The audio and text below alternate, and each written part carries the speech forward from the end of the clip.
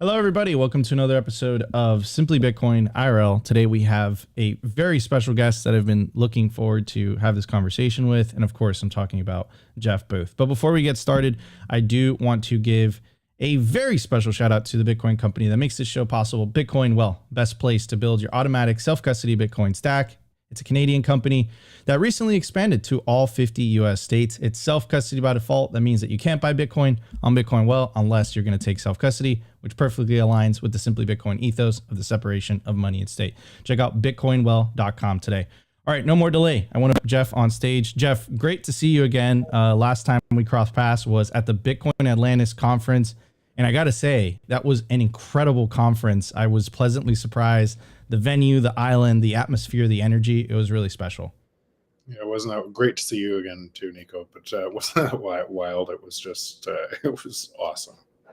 Yeah, it was really special to say the least. However, my first question is framed on a conversation that we had in Miami, and it was Bitcoin 2023, and it fascinated me. I could tell that you were going down the kind of AI rabbit hole, and there was this theme that you really stuck with me. I even remember it like a year and a half later or so, which is this idea of, and you hear Elon talk about this all the time, that AI poses a threat to humanity. So my question to you is, what is the difference between AI under a Bitcoin standard versus AI under a fiat standard? This is the most simple thing to understand, I think. All of the productivity from AI flows to us under the Bitcoin standard. All of the productivity from AI gets captured and used against you under a fiat standard. It is as simple as that. It's simple, but it's simple for you, Jeff. But can you break it down, like why that is? Why the massive change? And I would even say that this is kind of, is it too far to say this is life or death? Like if you point it out that way? So it depends what system you're measuring from. And this was the whole context of my book, because that's what I saw coming, and that's why I had to write the book, because I saw what society would do kind of in the other system. And so Bitcoin allows us to live in a system that measures the free market and all productivity flowing to you. And why would productivity flow to you in the free market? It's just really easy. We only use things that give us more value. So entrepreneurs are competing all the time to give us more value. And the output of the free market in that world is deflation. That is what the world should look like. Now, that means the output, as we invent technology to do things better, the output of that free market deflation is exponential deflation. And from that world, prices would fall forever relative to the thing that could measure that world. And the only thing that can measure that is something that without counterparty risks to the existing system, that's decentralized and secure. So that's what Bitcoin is measuring.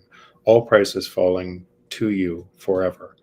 And if you're measuring from Bitcoin, that means your world is getting more abundant as all the productivity is flowing to you in the form of lower prices, and it will forever. If you're measuring from the fiat world, that mathematically must stop deflation, because otherwise the debt system collapses, then that exponential productivity that should be flowing to you will be taken from you, and to control you at a higher and higher level. And ironically, Elon is part of that system, because he tries to centralize everything inside that system. So all of these actors within this system that are dividing your time are actually centralizing and controlling you. And if you're measuring from that system, you're making that system stronger. If you're operating from that system, everything you do within that system makes that system stronger. It's also why I'm so, when we say we are all Satoshi, and every single person moving and building their time, whether you're holding Bitcoin, whether you're at stage 2 understanding, at 3 understanding, 4 understanding, but all of your time in this new decentralized and secure protocol and building on top of it is making that shift to a world of abundance faster. And what happens for you, you just see it earlier because you're in it. That's what's happening. Yeah, and there was also something too that you said at the conference that really stuck with me, which is this idea of, however which way people want to describe it, but clown world or fiat world, whether that's the increase in censorship from government, you'd make the case that that is necessary in order for that system to function, and it seems like it's continuing to accelerate, it's continuing to be corrupted. And one of the things that you said at the conference, I remember I was sitting in the stand, or not sitting, but yeah, sitting in the stands. Wow, that's interesting. I remember that you said basically like, stop paying attention to it, because if you give it more attention, it makes it more powerful. Could you elaborate on what you meant by that? Yeah, I meant to exactly what I just said. So no matter who you vote for, Trump or Biden or whatever side of this debate, any of the debates within the existing system make it stronger. In I, I'm going to show this another way. So when Galileo looked outside the system that everyone else was measuring from, he realized that Copernicus was right. That the sun did not travel around the Earth; it went the other way around. As a byproduct of that, you could say that unless you could get outside the system, you can't measure the system. So you can't measure a system problem from the system that's creating the problem. So all of the people inside that, who didn't have a telescope, couldn't believe him. Like, it was 300 odd years until the Catholic Church said he was right. And so our minds change really, really slowly. And all of the people within Bitcoin right now essentially have a telescope. They can see outside the system. They can see the truth. And as they're building inside that onto the new truthful system, the world is transitioning faster to that. Now we're very early, because most people are measuring and they're getting more and more mad at a system that is designed to divide them so it can control them. And they're giving it more power with everything they're doing. And that I wrote that chapter in the book 4 years ago, predicting all of this. That was us versus them, to show why most people would be trapped in that. And so now carry this forward in every different country. When you look at Bitcoin repricing the world, like it's quantifiable. That I can show you that. So in Canada right now, if you measured Bitcoin by the pieces of paper that Canada produces, then it would say it's 80,000 Bitcoin, or 80,000 pieces of paper per Bitcoin. But there's a whole lot of people that believe in those pieces of paper in Argentina too, and it's 55 million per Bitcoin. And if they want to measure their world by the pieces of paper, they're welcome to. But that world's going to get messier and messier. And Bitcoin doesn't care if you want to convert it to your piece of paper to measure the world. It's repricing everything, falling forever, because it's outside the system. Gotcha. Oh, it's fascinating. So Jeff, you said something there that caught my eye, which is this idea that we are early. Do you believe that? And of course you believe that, but we're sitting at Bitcoin at 61,000 right now. A lot of people still choose to, keep in mind, just before you do that, say 61,000 pieces of US paper. Right. Right. Bitcoin is repricing the world. All houses, all energy prices, all everything is being repriced into this. And again, if you want to price it in your piece of paper, then, and I think that's one of the constructs, that most people are converting it to their pieces of paper to measure prices. Okay. So, okay. This is fascinating. So let's say someone wanted to make it's just, okay, so you adopt a Bitcoin standard, but you start looking at prices in Bitcoin terms. Is that what you're saying? Okay. That's what I'm saying. And once you start to do that, you see all prices will fall forever, because the thing that we never had before is something where we could allow the free market to work. So we lived in something that was telling us that it was the free market, and a lot of people believe that. And on both sides of the ledger, it isn't a free market when money is manipulated. So it just says who gets more of the stolen money that comes from the same people that are giving that more strength. And remember, most people are measuring inflation by, first, they spend all their time on the inflation rate that people are talking about is constantly manipulated. So it's not the real inflation rate. And that is true too. But they don't even capture that it shouldn't be measured from zero.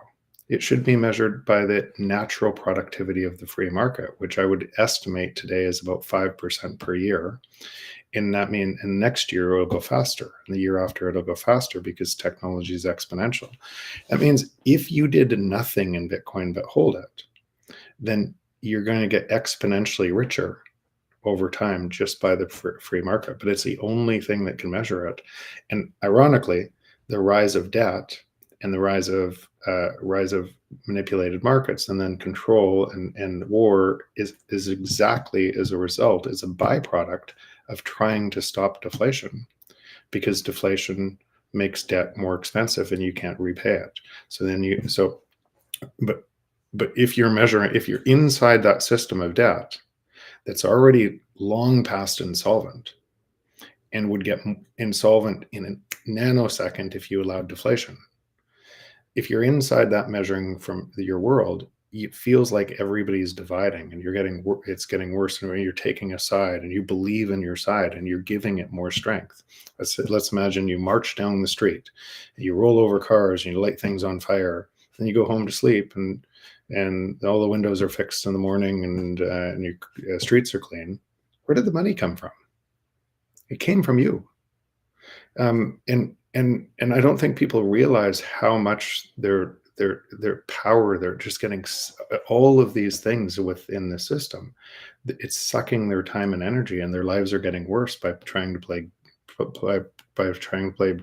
prisoner's dilemma within a system that must steal from everybody. It's fast. First of all, it's absolutely fascinating the way that I still cannot wrap my head around this, Jeff, completely, and envision a deflationary world, even after I've read your book, even after you've come on my podcast multiple times, even after asking these questions. Maybe I have and after 1/3 of my life, I've been a Bitcoiner. I've spent, I know more about Bitcoin than I know about the traditional financial system.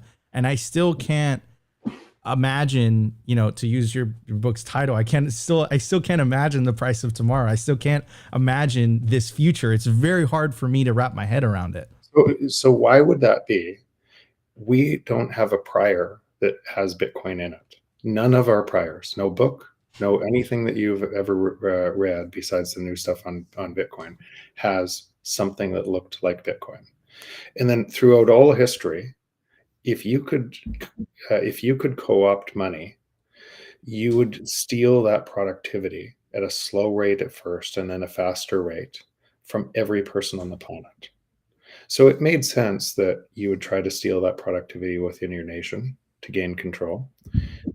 It would make sense that you try to steal that productivity globally to gain control. And it makes sense that all throughout world history, with the winners writing the history books, that if you could co-opt money to gain that productivity that should flow to others, you would. Not you might, you would. So history is full of all of that. And then how do you get elected in that system? Because it's based on theft. You have to convince your population that you either have to take control of the population through dictatorship, or you have to convince your population that there's a greater enemy inside the borders to gain control. And once you gain control, you have to consolidate control, and because it's based on theft. It's not a democracy. And then once you do that, you have to create a bigger enemy outside your borders to convince your people to fight those people for freedom. And once you reset, and once you've won that or destroyed a whole bunch of things all over the world, then you have to, if you win that war, then you reset your currency under the new rules, and you say, we promise not to do it again. That's this entire world history through money. and And Bitcoin, why can't we see what's happening with Bitcoin? Is because it's the opposite. It provides a path away from all of it provides a path away from all of that. And why it's so hard to see? Because nobody's ever seen it before. You have to intuit what's possible, what happens on the new rules. And I would say, Nico, a lot of what is happening is why this is so hard is people are trying to in all different levels, they're trying to impose the rules that they know on the new rules. And the new rules don't care. It's imposing this. You know, I'm getting chills while you say this, because in specifically the part where you talk about, because the way that you just described it means that every single war that we fought in the last century, hundreds of millions of people dying, is due to broken money. Is that a stretch? World War I hasn't ended. It's all about this. Okay, that's what it's all about, and all of the deaths and everything else is all about this. So it's all about control for money, because you can extract the resources from the rest of the planet through printing more pieces of paper, and it becomes modern day slavery for billions of people on the planet operating under your rules of the system. And eventually people get mad and they go to war over that, to try to reset that. And so, yes, that's exactly what I'm saying. And I see some of the comments, the elite, it's like, no, all right, this may be true. But the beautiful thing about this is they only have control if you give them control. And you don't have to. You can just move all your time and energy with all of the beautiful people that are creating this network, and the world heals. And so for me, I went down this so far in the rabbit hole. I said, how could this be killed? And I realized we have a system that's about 10,000 times bigger than Bitcoin, that everybody will make stronger through their actions because they don't know, and they think there's a resolve inside the system. And so all of that is going to try to attack Bitcoin. And so when people look at some of the stuff that I've done and think about what I talk about now, they think I'm too positive on this network. I'm only positive on this network because once you see decentralized insecurity, how important that is for humanity, once you're Galileo and you've looked and you've seen the truth, you're not going back to the lie. And so there's too many people right now that know this truth. And I'm expecting everything to come at it. I can tell you, we can talk about some of those things right now that are coming after this, but they won't be successful because there's too many people, and there's more people every day that are learning the truth. And there's more people adding their voice to building the new system. So I would just kind of forget all of the nonsense from the other stuff and just focus on building and focusing on spending more of your energy in the new system. You'll be happier. Yeah, and I could attest to the happiness aspect. I've seen it myself individually. I've seen it with my wife. I've seen it with my God, my mom's the best, right? She thought I was absolutely crazy when I adopted Bitcoin in 2016 for the first 2 years, and now she's saying stuff like "end the Fed," even though she still doesn't know how to send a Bitcoin transaction. So, love you, Mom. But, I've seen it. Every single person who's adopted a Bitcoin standard, all of a sudden they have optimism, they have hope for the future. So 100% agree with you. Now, what I'm curious about though, Jeff, is how are you so sure we're going to win? And I'll preface this with, so, our daily live show, I have to be a slave to the news cycle and literally stay on top of every single little thing that's happening. So the attacks on Bitcoin from the regulatory aspect, you have Elizabeth Warren in the United States using the Wall Street Journal to try to convince the FinCEN, that Bitcoin is using to fund terror. So they're basically trying to throw everything at the wall, seeing what sticks. The current bill in Congress has 20 senators signed up to it.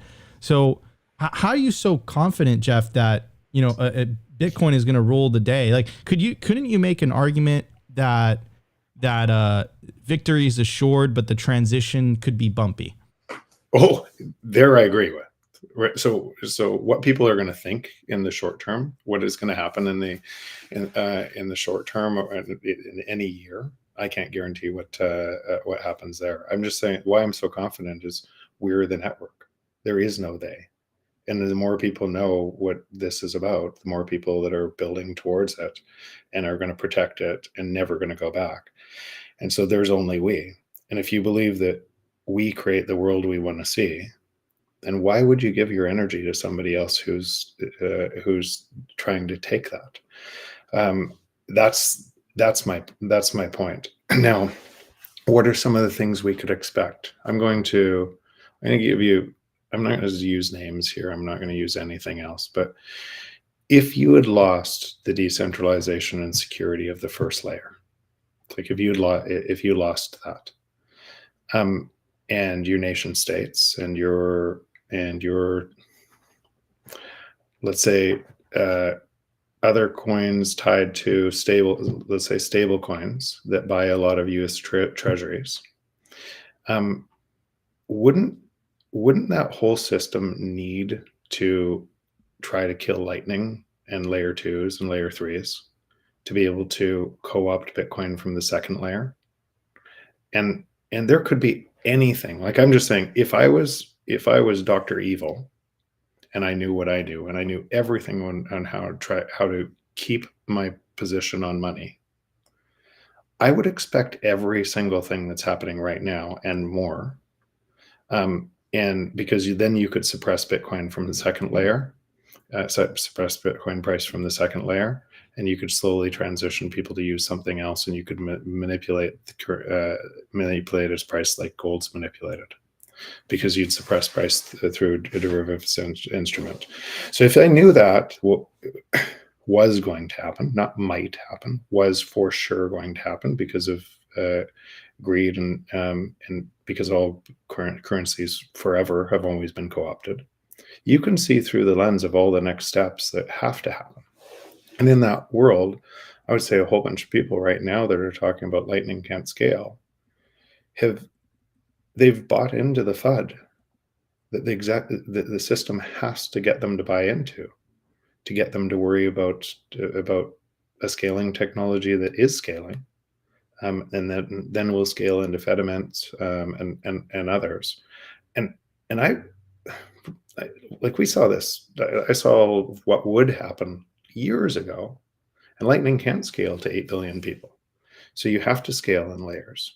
But it can scale a lot bigger than it is today, and for a long time, and it is scaling. So now you're starting to see all of these kludgy layer 2s and nonsense things that, if I was on the other side of Ledger wanting to co-opt a Ledger or trying to make a whole bunch of money on a token, if that was my intention, I would do it too. But it's not going to work. And why I know it's not going to work is part of it is we set up a fund a long time ago, and some of the companies we've already funded are too far along the road they won't stop. They won't be stopped now. Yeah. And you mentioned Fediments. I've been trying to keep tabs on what's been going on with there lately, and it's just absolutely fascinating how that's being done. And yeah, and I agree with you, but I think if you're watching from a third person, like from a bird's eye view, I think maybe perhaps you can get a little bit demoralized, but I agree. And then I would say is never bet against the entrepreneur, right? That bet usually doesn't end well. The free market's more productive, right? And so the free market and people solving problems and trying to make it more decentralized and secure and more and finding ways to be able to grow this against every state attack or whatever happened. It's already moving at a pace that people don't really realize. In fact, Nico, you could say myself, and I've said this to you, I've said this to lots of people.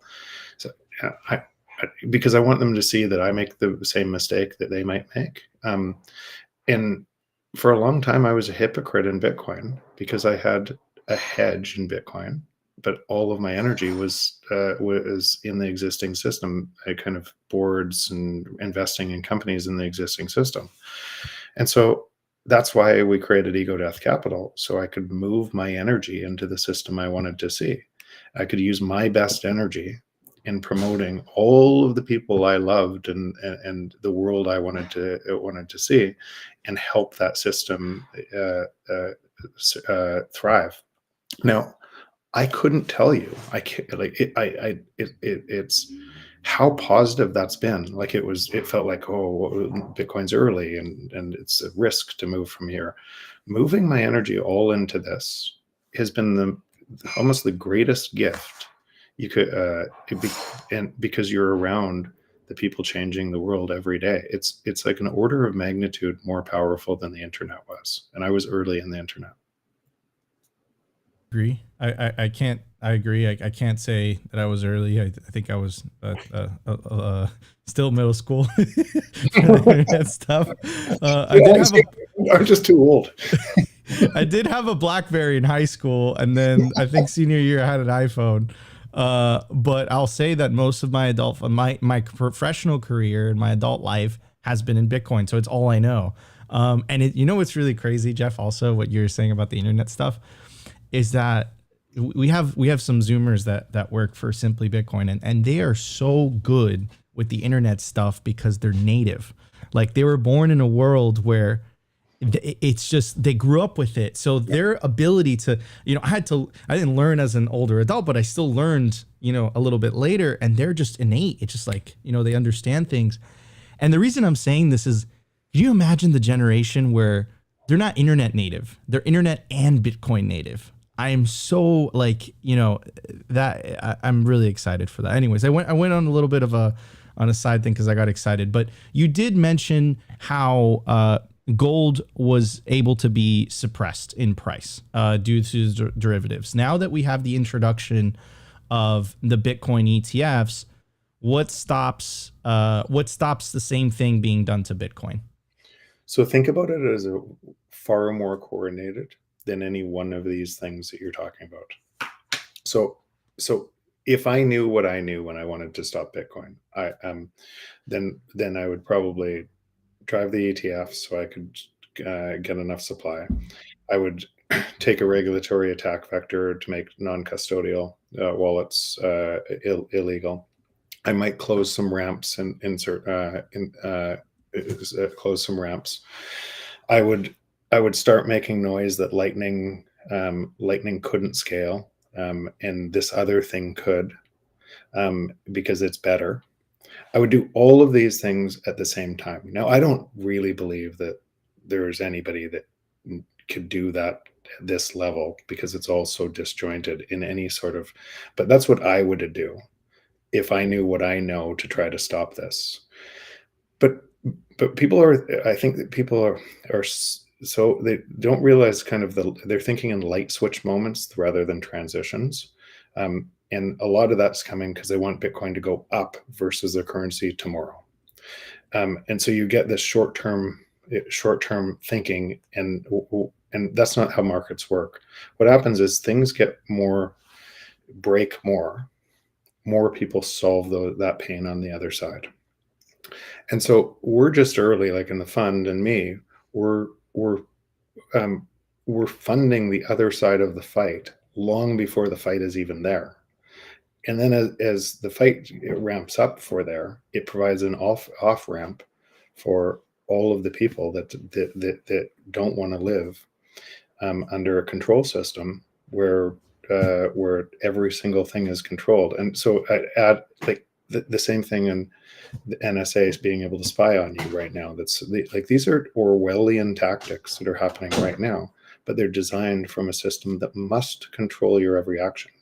So all of these things, if you just looked, actually, even through the book I wrote, you knew they would happen. You knew they had to happen. And so I just don't give them energy. I'm just moving to the other side.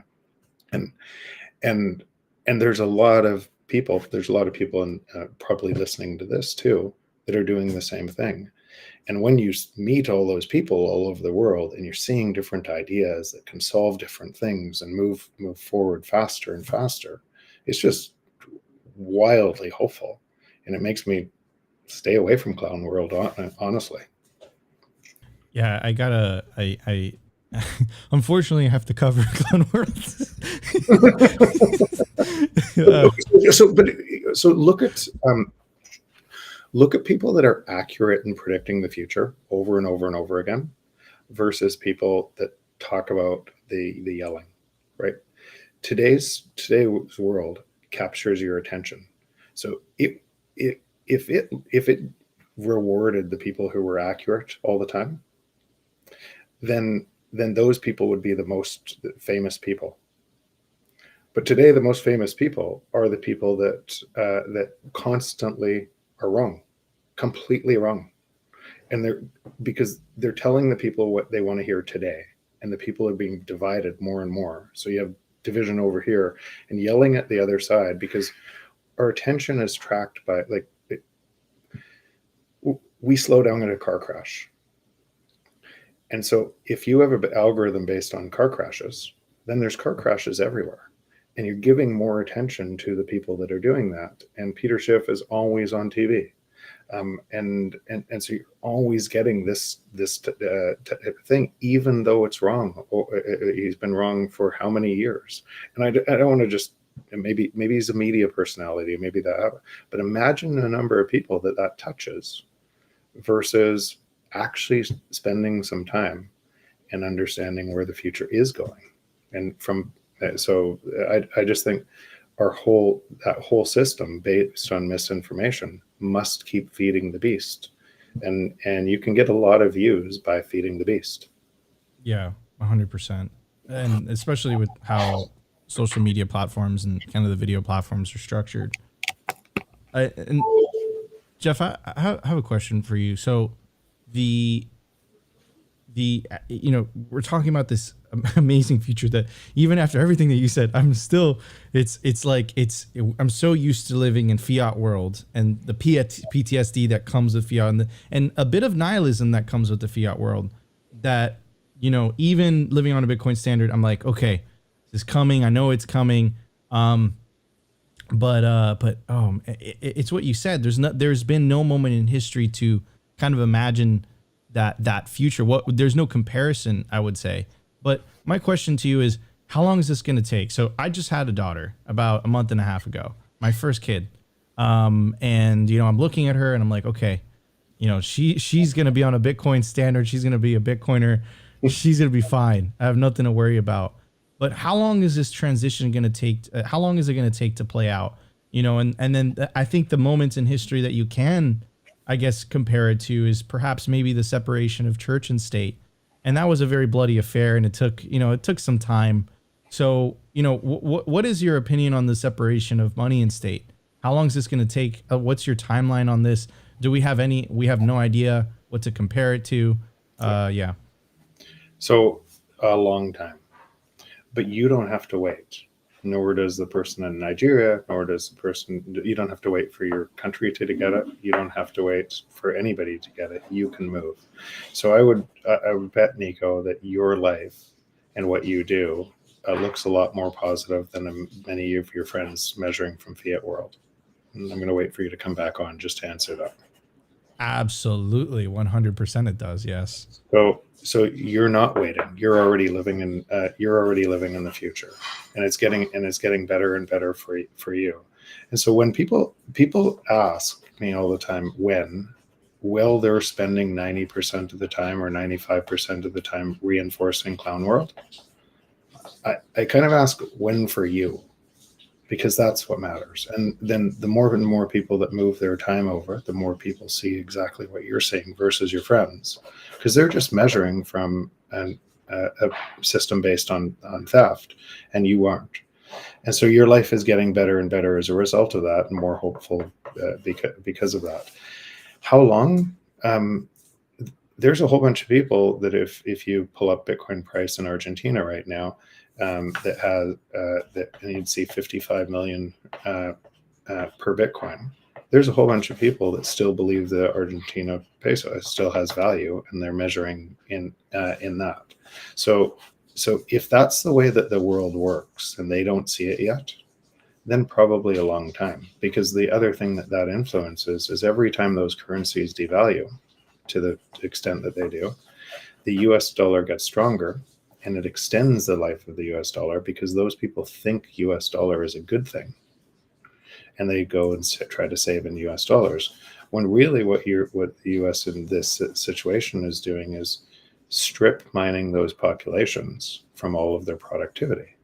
And so if they don't see it yet and they haven't moved to Bitcoin, even though anyone in that population could, then I suspect this is going to take a long time. But it doesn't have to. Like the speed is driven by us. The speed is driven by how much of our time we move into the new system and teach others. So things like your show and all of the incredible people that are trying to spread this around the world so other people are seeing it.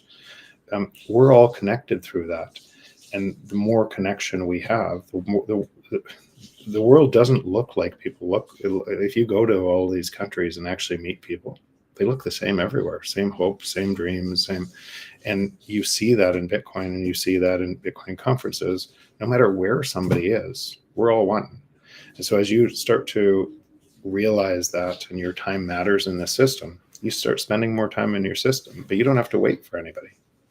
Yeah. And I think that's again, a concept that is very interesting in the sense that, you know, in the previous system, the old system, in a way, it does matter that there is some type of that you're kind of involved in the sense that if someone else is involved, the political situation, but it's what you said in the Bitcoin system, you could just opt out, right? You could take self-custody and you can essentially, you know, cross a border if you need to, go to a more favorable jurisdiction. You can be living in, hypothetically, you can be living in a totalitarian country. And if you have your Bitcoin in self-custody and you know, you have the capability of receiving payments, you have the internet, all that stuff, you can kind of have an oasis in the middle of a yeah. And that gets easier because with Fediment and such, all of this gets way easier and it spreads faster. And so this is building. It's still really early. But as people start to understand that they control the future, not some government, when they're yelling at all of this stuff, they're actually making the things strong. They're making their lives worse and making the things stronger that they hate. And all they need to do is shift their time. But that's hard to tell somebody, right? That's really hard to say because and we all know this. We know friends that are so sure they're right, even though they're mad. And they're just reflecting back at themselves, their worldview through their conscience, but they're so sure and they'll defend their worldview over and over and over again. I can just tell you for me, the world's already changed. Yeah. Yeah. It's, yeah, the world's changed for me too. And I guess the world's changed for the people around you that have adopted Bitcoin. And it's what you said, that things get exponentially cheaper, and by things getting cheaper, it creates and then that. And then every country, it has always tried to attract labor and capital, the best labor and capital. Who do you think they're going to try to attract? Bitcoiners. And exactly. And what and the people that stay, what will those countries look like? Because those people will live in cages until they revolt and take over those countries. So it's going to change. It's going to, but we weren't meant to live in cages.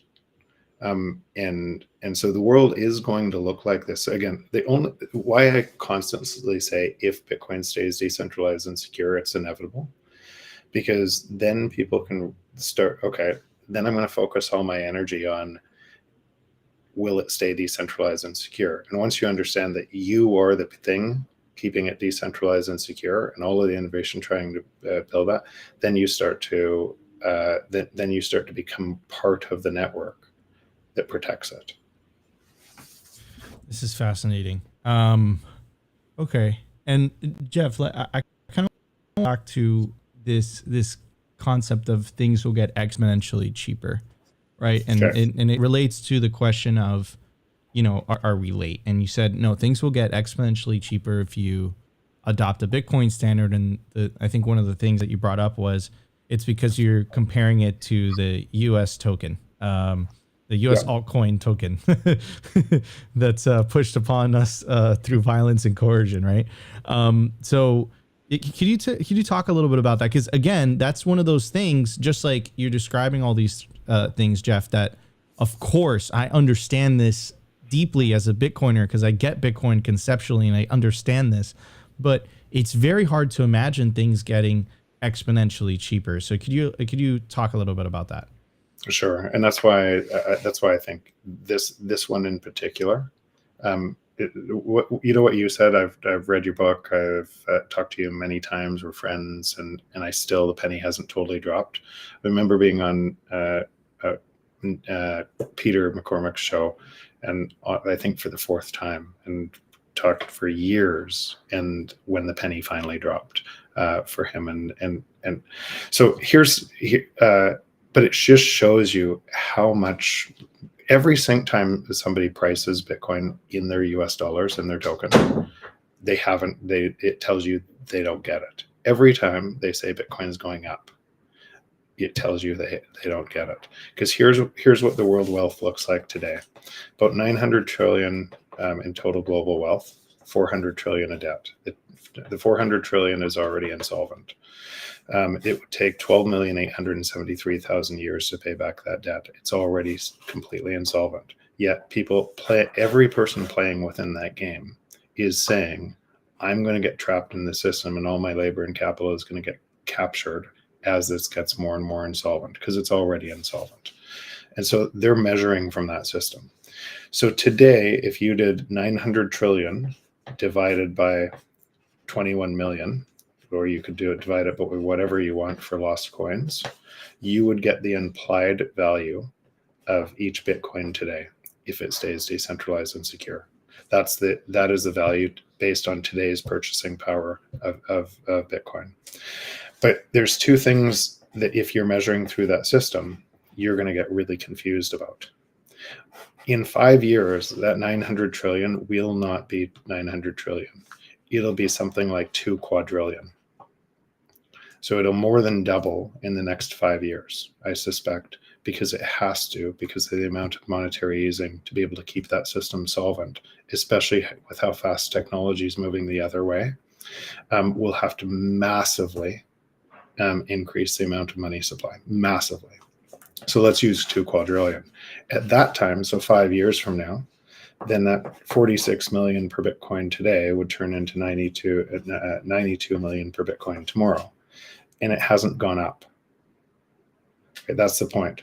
The other lever that's happening at the exact same time, which is so hard to measure, is the productivity in the market is moving faster and faster and faster. AI and robotics will merge. AI and robotics will create food for free. Energy prices will come to almost free. All of these things, meaning in today's dollar, the purchasing power of today's dollar will get exponentially more valuable. So with that many levers kind of happening at the same time, to try to measure this through the debasing currency, it is one of them, and I don't want to say pet peeves because I know people do it, but when everybody takes their Bitcoin to the piece of paper, the debasing currency, to measure the wealth and value of the Bitcoin, they're missing the point. And the free, just keep on, say it over and over, go say it 10 times before you go to sleep. The free market, the natural state of the free market is deflation. Keep saying it, keep saying it, keep saying it. What is the only thing that can measure the free market? The only thing that doesn't have counterparty risk to the existing system. It's Bitcoin. Now, that will measure the free market forever, as long as it stays decentralized and secure. And that's what's happening. Sorry, relative to that means most of the things in your life will be free. Sorry, Jeff, a penny just dropped. This is blowing my mind, but I'm getting it. I'm understanding it. And I appreciate you breaking it down like that. And you keep saying this phrase, and I really want people to take agency and action on this specific thing, right? And the if it stays decentralized and secure. So what can individuals like myself, and I think you touched upon it a little bit earlier, but what can individuals like myself and people watching in the audience, what can they do to ensure that Bitcoin stays decentralized and secure? So number one, many of the things that people are up in their arms about aren't true risks, and could be, it could even be worse. The uh, attack vectors to try to get people to be scared of this, so they enter into something else into the base code. So to add functionality in the base layer that then sets up a risk vector. Um, the you could say, even by this conversation, people think they're good at seeing the future, and most people are very good at measuring the present forecasted forward, and that's why they don't see things like this. So Bitcoin, my view for Bitcoin is probably a little bit different, and it's probably changed over time. Is a permissionless, decentralized, and secure protocol bounded by energy that creates energy abundance by its very nature. And a protocol, why would people be confused by protocol versus technology? We see technologies more often than we see protocols, far more often. So we see electricity, we see all the companies built on top of electricity, a change, and that's a technology. We don't see, or we see blockchain, which is a technology, and we don't see protocols. Protocols come distinctly in layers, and those layers do very narrow things, and then come in layers to be able to add more functionality. So protecting those layers, protecting the base layer, all of the different ideas, even so you can see them moving. What's the mining pool? What's the recent mining pool? I just forgot the name. Ocean. There's an example of more and more decentralization, or a free market competitor realizing about decentralization and having a different, unique view to be able to make sure mining pools are decentralized. It's what will happen, what is happening, and so and Bitcoin is protected by this network of us doing this constantly. So what we can do is be very slow to adopt changes that very slow. So I'm in an ossify camp, unless there's something that needs to be changed. And why I'm in that camp is because I understand the risk of failure of the base layer, and so my node isn't going to vote for something against my self-interest, or a short-term something that people can make a bunch of money on, or add something else that then sacrifices decentralization and security. So most of the stuff that you can see, even in the ordinals debate and all of these things, I just don't give it any time, because it's painful. If you want to create a whole bunch of JPEGs on this, it's painful, but you're actually incentivizing the miners to get bigger faster. But it won't break this, because the free market is going to punish those in a different way. And so those types of things I don't spend a lot of time in. And I would say, if I worried about something, you'll hear it. Yeah. And so, in regards to the ordinals and the inscription, topic, and it's very, very emotional right now. People feel very, very strongly about it. Do you remember this thing called Satoshi's dice? And it was like, in the early history of Bitcoin. How is this any different? And then my response would be like, isn't this eventually going to be just priced out in total? Like, the idea of putting I think American Hodl was the one that phrased it, but it's like, putting a JPEG or using an ordinal is like the equivalent of taking Emirates first class on a 30-minute flight from Miami to Orlando or something like that.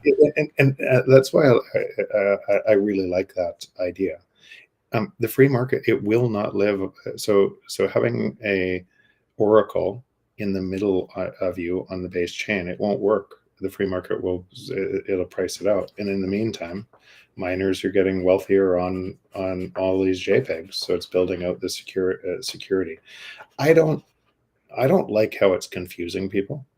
I don't like all the nonsense about that. I don't like how many people are going to lose money on this, and I don't like kind of the crypto casinos, everything that's happening. But it's kind of a maybe part of people's path to Bitcoin. Some people's paths to Bitcoin is I have to lose a whole bunch of money on all this other nonsense to be able to understand the depth of this network. I don't know, but it's not going to hurt Bitcoin at all, at all. I agree with that. I agree with that too. I stay silent about it. We don't really talk about it on the live show, on the daily show, on the news show, just because we're just so hell bent on the kind of separation of money and state and all the kind of geopolitical events surrounding that, which it's absolutely fascinating. And one of the things also, Jeff, is not only the kind of disintermediation of money, which I don't even believe we've even got into that point in terms of the fight. But what I'm starting to see is the fight for the disintermediation of information. And it's absolutely fascinating. Just kind of seeing, governments responding to the idea of peer-to-peer communications on a mass scale without information going through a handful of gatekeepers, which they can absolutely control the narrative on. And what was really, and I had a suspicion on this, but it was really eye-opening to see the interview that Tucker Carlson did with Mike Benz. And it was just fascinating how much the government, even in the United States with the First Amendment protection, it was so concerned about peer-to-peer communications, right? About individuals following these individuals accumulating these massive followings. And it just, I can't help but to think what you were saying about it earlier, that in these systems of control and under a fiat standard, this thing is censorship is absolutely required for the system to work in the first place. Yeah. Why is that the case? I'm sorry if that's an obvious question.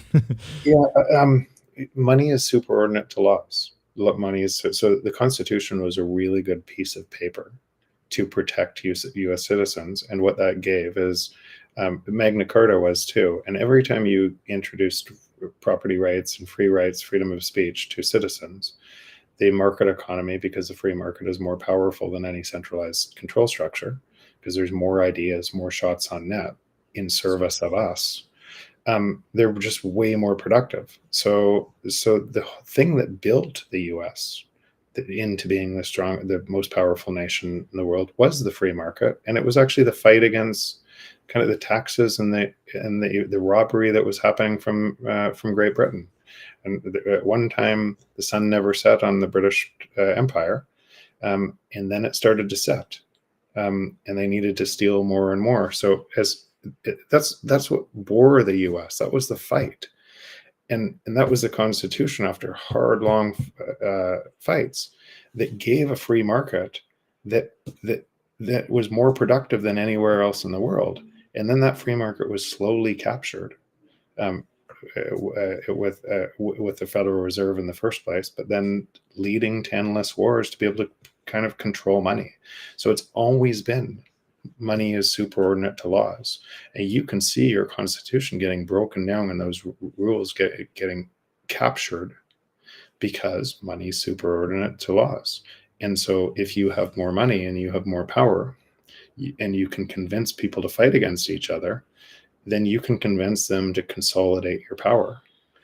If it didn't look like that, then the places with the most broken money would have the best laws protecting their citizens.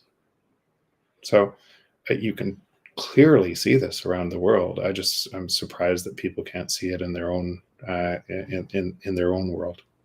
Yeah, and I think, I think people over time, they're begrudgingly and slowly but surely waking up to this reality.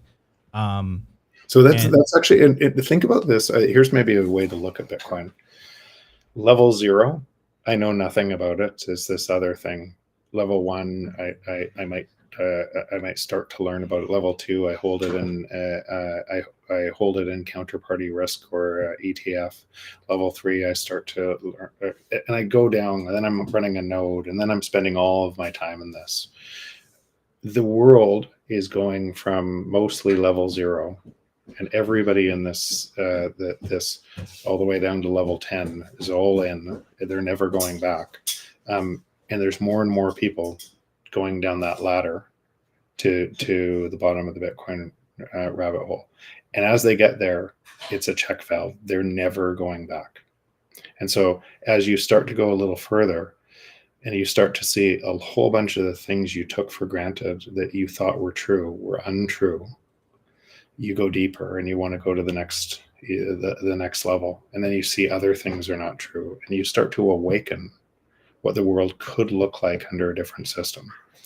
How did we get there? We get there from this. We get there from building more products, all the technology that's being built to make this easier. But we get there through education. We get there through having these conversations that people go deeper and deeper, and the penny drops. So, but you would have to believe that for this not to win, you would have to believe that everyone will choose to live in the other system. And there's just too many people that know this now, and there's more learning it every day. And from like so I live in Miami, right? And you see this, you hear this all the time, where Cubans risk their lives, they get on a raft, in the hope of finding freedom in the United States, right?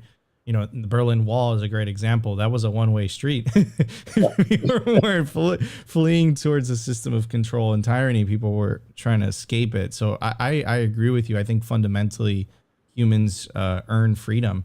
Now, my final question, and I want to give you the opportunity also to just say your final thoughts, is when we talk about who are the benefactors of the fiat system, are we talking about are these politicians? Is this a government? Who constantly does this? Like, what is going on? Who are the benefactors? Even though it's a few, but who are they exactly? So today you could just say anyone within the U.S., even at the bottom of the pyramid or at the U.S., are benefactors from anybody in Democratic Republic of Congo. You could say, because you steal their labor and materials, cobalt, to be able to build the electric cars, and that wouldn't work unless their currency was constantly revalued to pay them $2.50 a day, and working in cobalt. So it's modern day slavery that we're extracting that from all over the world. Same in Canada, so anybody in our countries, and then the more wealth you have in that country, the more you're extracting from a system that should make the world more productive, get riches to all 8 billion of us, that extracts in the service of few. Why people are just now starting to see this in the US is because now inflation is rising in their own world. But this has been the way of life to protect this system for a long time all around the world. So you could say, by very nature of that, there's 500 million people, and a smaller and smaller amount. Many of those people, including me, are on this call, right? And we don't know it. Extracting from 7.5 billion people. What does this look like? 8 billion people being in service of all 8 billion people. And why it's unstoppable, and why it's so hard to even imagine what that looks like, is we've never seen it in human history, what it looks like when every one of our actions is in service of everyone else, and every node in this network makes the network stronger for everyone else. So it's incredibly powerful. Yeah, absolutely. It blows my mind. And the penny dropped live during the show. And we didn't hear the sound, but it happened. So Jeff, like always, you absolutely blow my mind when you come on the show, and it's truly an honor to have you on every single time. And I really, really enjoy our conversations, and I hope everyone did as well. So just want to give you an opportunity to, just say your final thoughts before we wrap it up. And then, if there's anything that you want to promote or anyone you want to talk about, Ego Death is super cool what you guys are doing there. Congratulations for bringing on Preston on recently. That was amazing. Preston is an absolute, star. Yeah, exactly. Super genius. Yeah. Saw him at the having party in El Salvador, and that was incredible. Oh, wait. I'm going to totally hijack this for a second. Jeff, would it be safe to say, as a Latin American, I visited El Salvador and it blew my mind in so many which ways, in terms of just the security on the ground there, the optimism in the people. I'm bilingual, so the first thing that I got there was I just started sparking up conversations because I wanted to get to kind of like the bottom of it. You hear so many things, but there's only so much you could trust from third parties, and I just wanted to ask questions. Is it too early to tell, or is that an example of a society that has fixed the base layer? It's probably too early to tell if it sticks, because any politician could change that. But that's the optimism you're seeing, the hope and prosperity of a free market that's moving towards this, and what they came from to what they're going from is such a stark difference. I was there 3 years ago, when was the change? I was there as soon as they announced this, and it was early then, and I hear every year it just gets better. By the way, their bonds have been upgraded twice, while the US bonds have been downgraded twice in the same time. So you just see the free market responding, and so you could expect that to accelerate all over their world. That's tremendously exciting, to say the least. Okay, I'm sorry. I totally hijacked it. Just had to get that off my chest. But do you have any final thoughts, or my only final thoughts, and please stay on the screen for this instead of going, this is what it looks like why we're friends, why Preston and I are friends, Lynn and I are friends, like all of these people, is these people that are building this right now. Yeah, I'm gonna look back 20 years from now and just remember all of these moments of these incredibly wonderful people building this network, and then there's just going to be more of us, right? That's it's like, what a ride, what a crazy ride. Yeah, I think it was Harry Sudduck who said it, or I think he said it on Ben's show, BTC Sessions, and he was like, these days are the days that you will remember, 30, 40 years from now. So Jeff, like I said, it's always an honor to have you on the show. Thank you so much for joining me. Appreciate it. Awesome. Thanks. All right, guys, that was another episode of Simply Bitcoin IRL. If you enjoyed the episode, you know what to do. Smash the like button. Consider subscribing. We'll be back for the live show tomorrow at 12:15 p.m. Eastern Standard Time. It's going to be hosted by Optimus Fields. Sophie's going to be in the co-host seat. And then on Friday, it's going to be Opti hosting it and Adam O'Brien from Bitcoin Well. So I'll see you guys on Monday after I come back from Nashville. Love you all, guys. Have an incredible weekend. And thank you so much for tuning in to another episode of Simply Bitcoin IRL. Peace out, everybody. Episode was brought to you by BitcoinWell.com, a Bitcoin-only platform on a mission to enable financial independence.